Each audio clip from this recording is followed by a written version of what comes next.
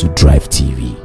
If you're new to this channel, consider subscribing so you won't miss out any of our latest video.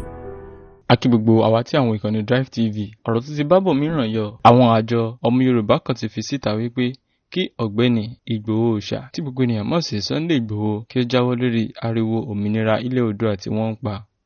Àwọn Yorùbá lágbàáyé ní wípé kí Sunday Adéyẹmọ àti àwọn tí wọ́n jọ ń jà fún òmìnira ilẹ̀ Yorùbá wọ́n ti wí fún wọn wípé kí wọ́n tún èrò wọn pa.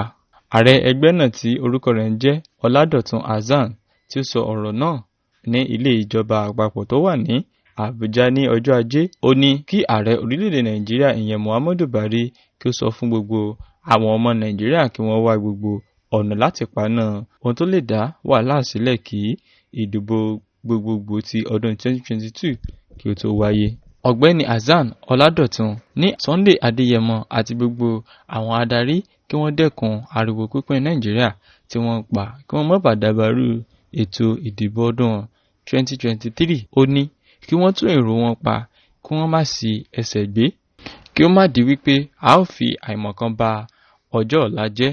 Ọ̀gbẹ́ni Ahmed ní wípé kókó ọ̀rọ̀ àwọn ni wípé kí ààrẹ orílẹ̀-èdè Nàìjíríà dìde kí ó sì wá bí ó ṣe yanjú àwọn aáwọ̀ tí ó ń bẹ ní orílẹ̀-èdè Nàìjíríà.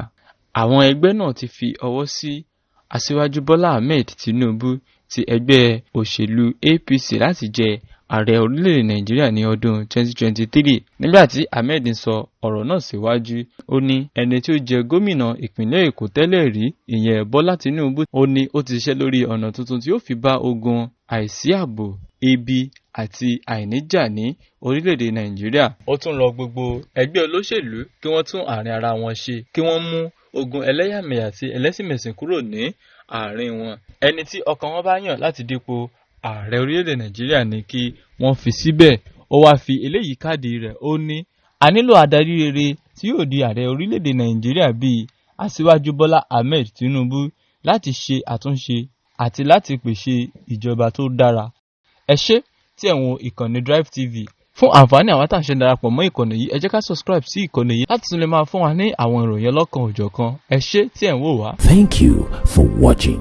If you're new to this channel, consider subscribing so you won't miss out any of our latest video.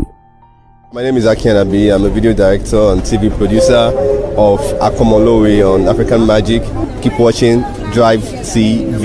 olólùfẹ́ DriveTV àti gbogbo ẹ̀yin tí Fẹ́mi Sola ẹ máa wo DriveTV.